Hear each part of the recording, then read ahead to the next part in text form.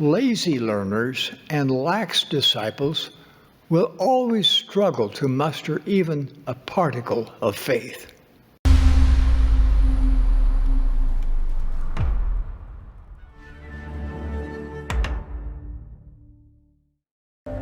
There's war brewing in this territory. Brigham Young trying to make his kingdom. You got the Wasatch Mountain Range. Grizzlies, wolves, riled up Mormons. Someday, this entire American continent will be ours.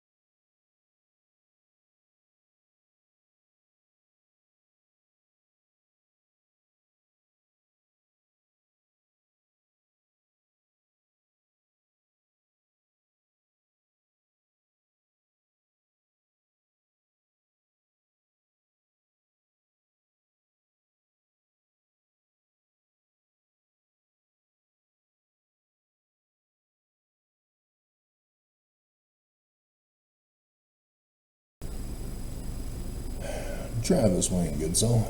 So, I'm grateful that there was no terrorist incident in New Orleans yesterday.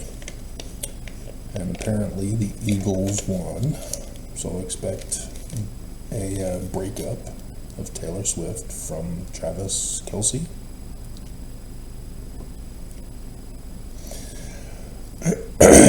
In the coming day. But it's important to know your enemy, that you can't just live your life ignorant intentionally about an enemy that exists, but you can't be consumed of creating an enemy, because then you destroy your life. And so as a Mormon, section 107,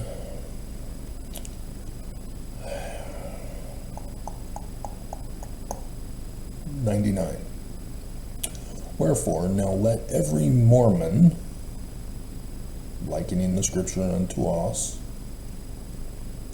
learn their duty and to act in the office or as a member in which they are appointed in all diligence. He that is slothful, lazy learner, lax disciple. I should see if I have that clip. I should. I know I've got the video, but we need the clip for this video. Lazy. There it is. There it is.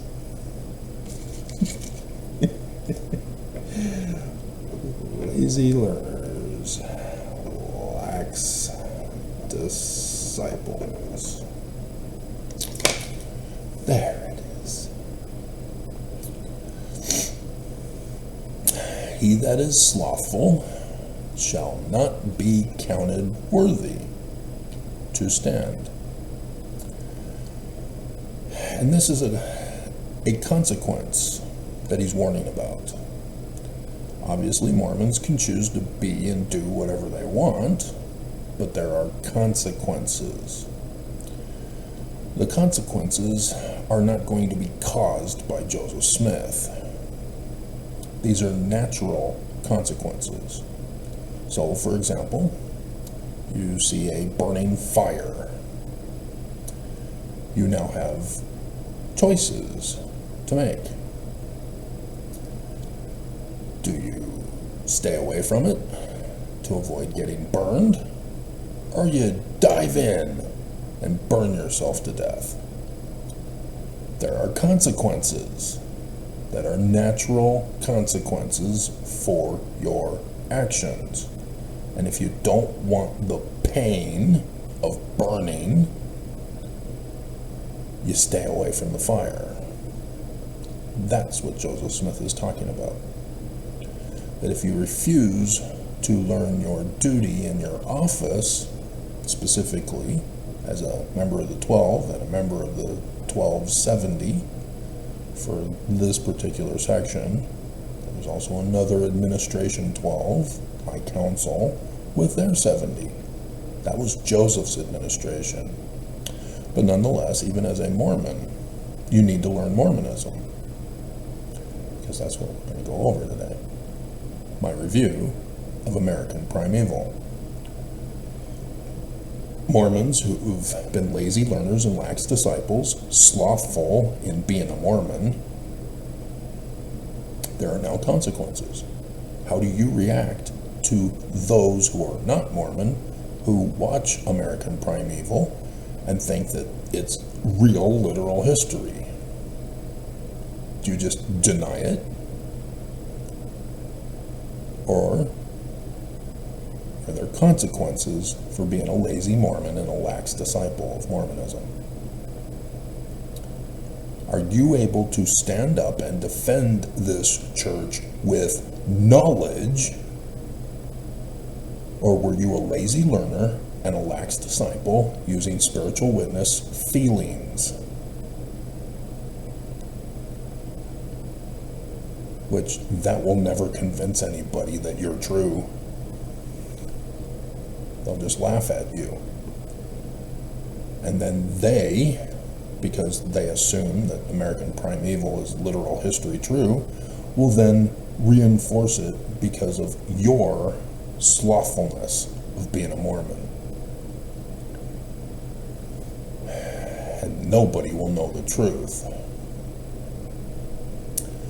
And he that learns not his duty or Mormonism shows himself not approved, shall not be counted worthy to stand. People have no respect for a Mormon who doesn't know Mormonism. The Menaces to Society TikTok channel, I think that's what they called themselves. I can't remember. They've moved on from BYU.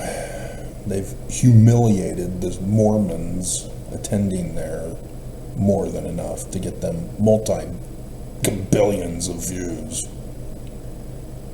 As the whole world now knows, Mormons don't know Mormonism. Way to go, Mormons. But again, they exploited that. Despite going to church every Sunday, having conference available for them so that they don't go on vacation,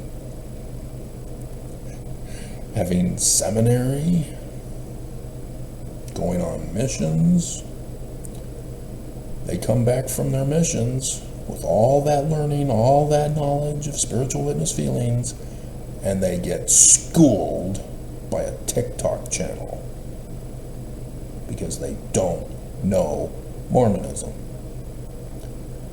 And so that's worse than a convert like Kwaku, who converts as a teenager, and so I don't think he went on a mission, and so he's at BYU,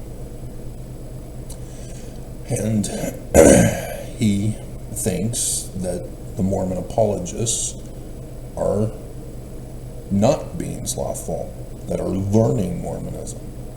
He doesn't understand the difference between logical Socratic methodology and fallacy arguments.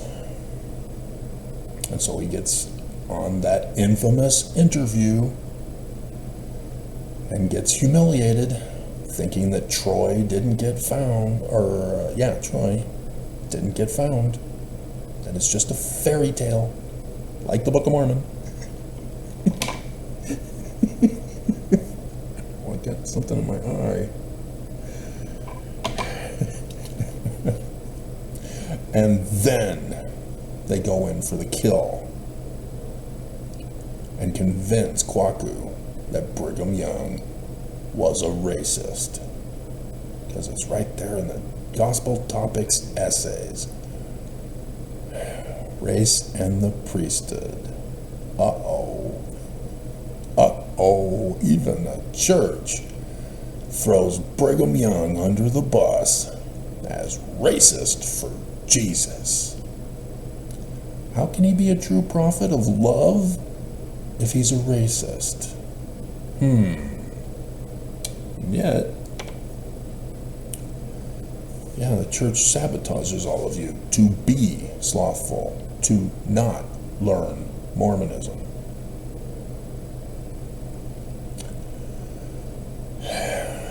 You are sabotaged. It is vital that you know what you're involved in, especially if you were born and raised into it. You don't want to be a part of Lucifer's church, do you? Do you even know what Lucifer's church would look like? Apparently not.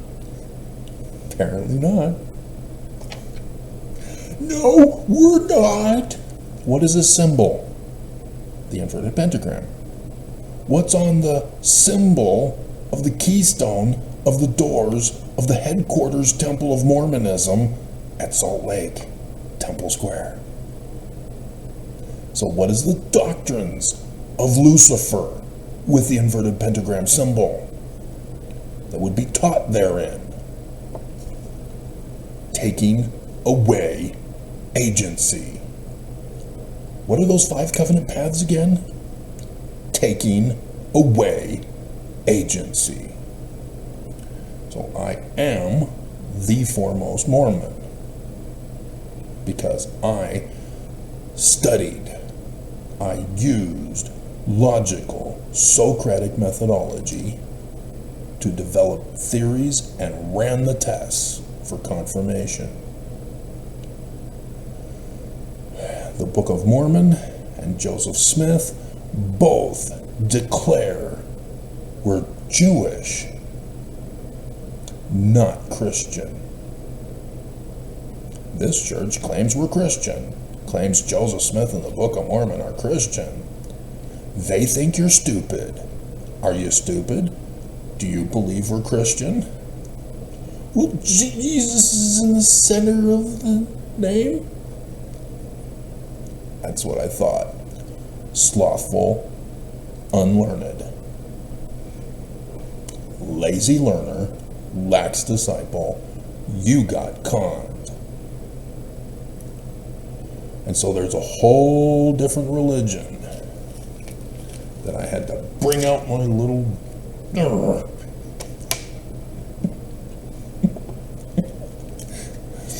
You need to know the religion. You need to know administration. You need to understand succession and how it works.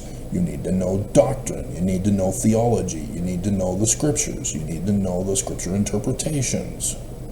Can't use Christian on Jewish scriptures. You need to know the cultural traditions. You need to know the recruitment. You need to know the economy. You need to know the future plans. You need to know the history. The historical origins.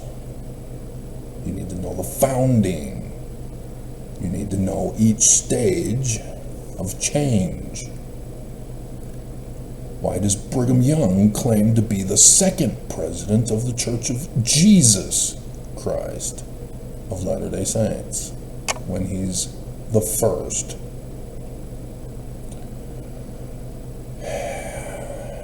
and the morality, as well as the ritual.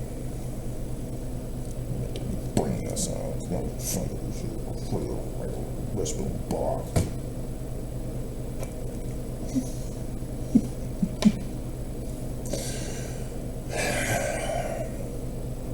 Likewise need to be able to recognize forged documents.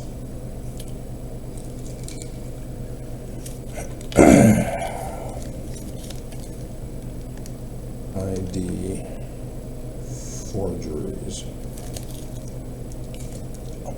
Don't you think that justifies pulling it out? American Primeval, now that I've seen the first season, set itself up to be about two women that they show at the beginning of the first episode. Abish was the one, and then the other one, I'm forgetting her name, because she was being called Mom, and so I don't recall her name. Maybe Caitlin, but I'm thinking I'm mixing it with Castle, so don't trust me on that.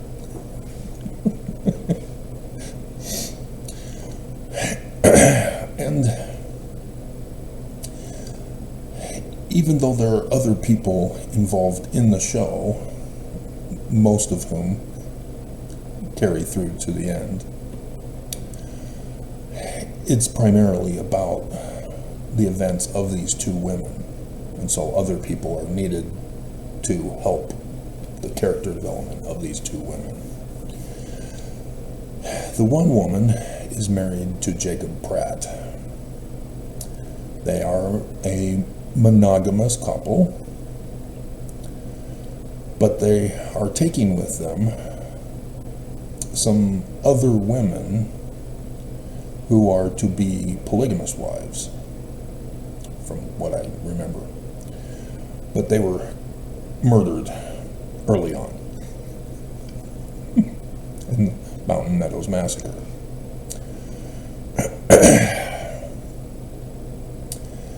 And the other one was a woman with her boy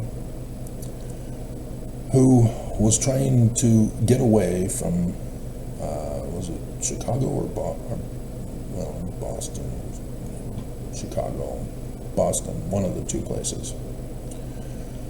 And because of a guy that had abused her, and then when he abused the son, she made sure he didn't abuse either of them ever again. And so they had to flee. And so there was a bounty on their head because of that. So even though it was self-defense, justice was not quite just back in those days, as they still aren't today. And so she's trying to get west. Her husband supposedly left them, and it's out there at a particular town, and so she's wanting to get there. But problems ensue as the guide never showed, and the guide at the fort refused to go and help, and so Jacob consented, and she went with them until Mountain Meadows Massacre. And we see in the context of the show that Brigham Young is trying to establish a kingdom in the West, that he is trying to keep out American citizens from expanding into what he claims is his inheritance, and thus the Mountain Meadows Massacre. If you've been following my channel, you know that that's exactly what he was doing. And so they got that part right, which is why it came to my attention with the trailer that I've been using as a clip in the video, which I probably should use that, because that would be horrible if I forgot to put that clip in this review video, let alone the picture that I made for it.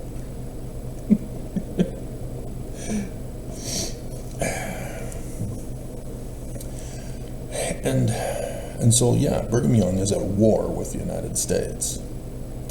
It's United States territory, but Brigham Young refuses to give it up.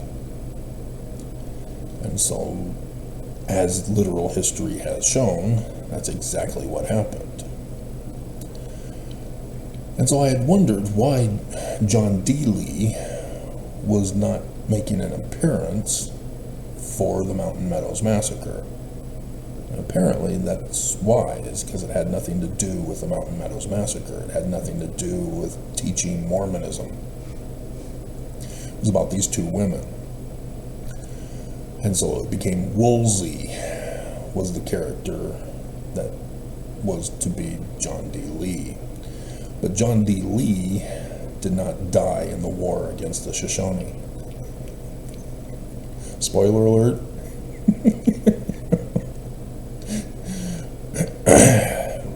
He was actually tried and convicted for the crime. And so it is not historically accurate concerning the Mountain Meadows Massacre. And the Church of Jesus Christ of Latter-day Saints had come out with their concerns about this show with their misinformation that would impress upon people who don't know about Mormonism, that would now believe that Mormons are murderous liars and cheats.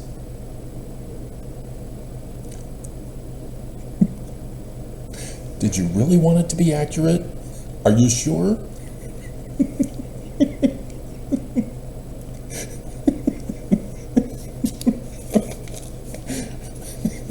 Are you sure you want to go there?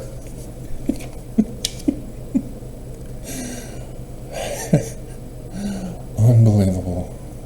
They always get themselves into further trouble thinking that they're protecting themselves. Which the show brought out. Instead of being good people, they used Joseph Smith's martyrdom and the persecutions of the United States to justify their war against America. But it was those Danites who caused it. That's why I broke down at the final war when Jacob realized that these Danites, that's what they called themselves in 1838, with that extermination order of Governor Boggs that resulted as a consequence, had deceived Jacob into believing that Jacob was a fellow Mormon, that it was just the rogue person who had murdered everybody in the Mountain Meadows Massacre. And so he thought that the Shoshone had kidnapped his wife. And so he went to the war believing he was going to rescue her. That the Mormons were on his side. He's a fellow Mormon. And they were using him to cover up their crimes of the Mountain Meadows Massacre. And in the course of the war, spoiler alert, it's been out since January 9th. We all see it coming. We all see it being set up. So when it happens, it's not a surprise. What broke me was the song being played in the background. That broke me. It was Adamondiaman, the Danite secret headquarters in 1838, that framed and blamed Joseph, that got Mormons to war against Mormons. It broke me because they knew, or it was just a coincidence, but a pretty big one to do, because that was never used. He was using a different hymn throughout.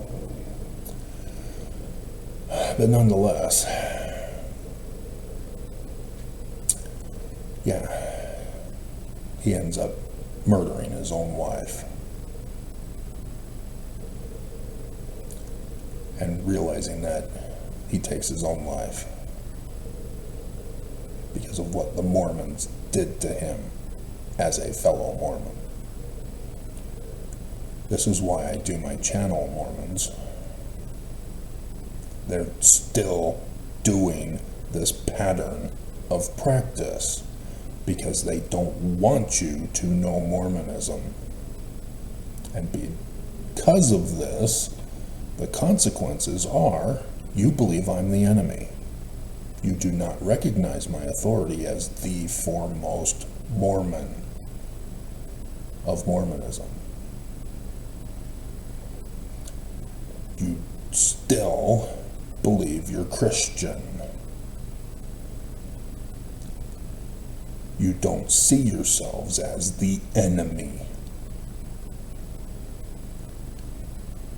They are still doing to you what they did to Mormons in this valley, what they did to Mormons in 1838, what they did to all Mormons that they converted. This was malicious, this was intentional, this is their pattern of practice. And the show perfectly illustrated it, not knowing that they did.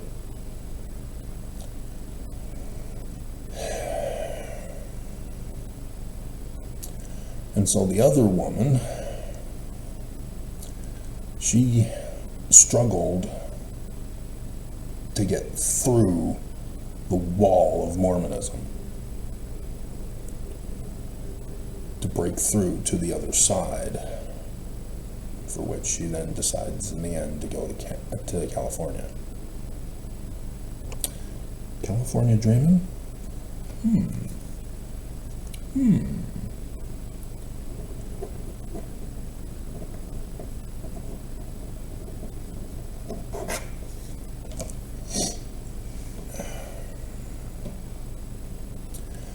And so the one guide did consent, and he followed her and then became the one who helped her, as the men in the show were all trying to murder her, rape her, destroy her, and take her back for the bounty to be tried.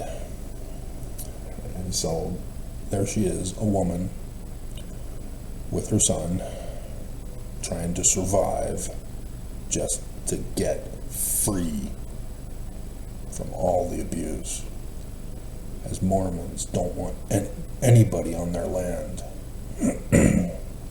As she got caught up in the Mountain Meadows Massacre, and as a result, by surviving, she now becomes a witness that it was the Mormons who did it.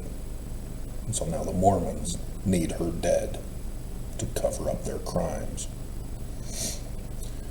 And so everybody's out to get her, even Mother Nature, with the snows and the wolves, all trying to destroy her and beat her down. And in the end, she survives, and they head off to California, bailing on their husband who bailed on them. And so, This is the moral of the story. Right there. It is essential to not let people tell you what to think, what to believe, how to feel, and especially how to act. Because that's taking away your agency.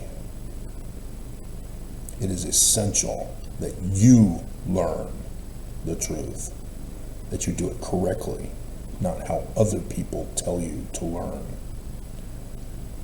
You must use the scientific process of logical, Socratic methodology in the development of your theories to run the test.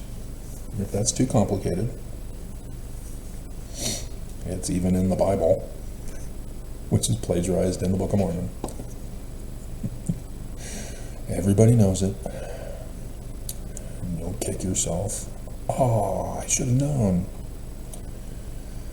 Matthew chapter 7, verse 15. It's not just for false prophets. It's for everyone. Even a true prophet must be tested. Otherwise, how will you know they're true? And so it should say, beware of men who come to you in sheep's clothing, but inwardly are ravening wolves. You shall know them by their fruits. What is a fruit? It's the result of a seed. So we can liken the word unto a seed. The results of the word are the fruits, consequences. What are the consequences of people's words, of precepts? What are the consequences of following the Bible words? Are they translated correctly? We need to know this. So by running the test of the English, we can find out if the Bible is true or not, and whether or not we need to check if the translation needs to be corrected. And so, running the test for this, sure enough, it's true. This is a true precept being taught in the Bible. That just because somebody says something does not make it true.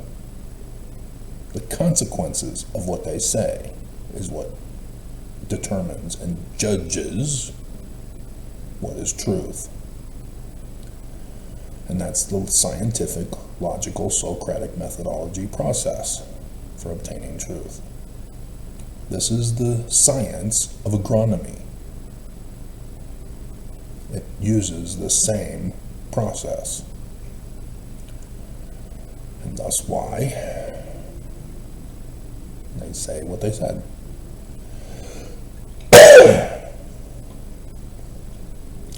Real simple to do.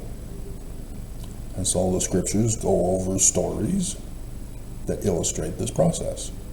They are given words, and they act to complete the word. And in the course of completing the word, you find out if it was true or false. Real simple. Noah told to build a boat. He builds the boat. His family is saved. Real simple. Not a complicated doctrine. And so when James says faith without works is dead, he knows what he's talking about. You have to complete the word. You can't just have faith in the word alone. It means nothing. Spiritual witness feelings are nothing. You've got to get to the fruit of the word to know if it's true or not. And that's how you live your life, so that you're not a lazy learner and a lax disciple. And expose false prophets.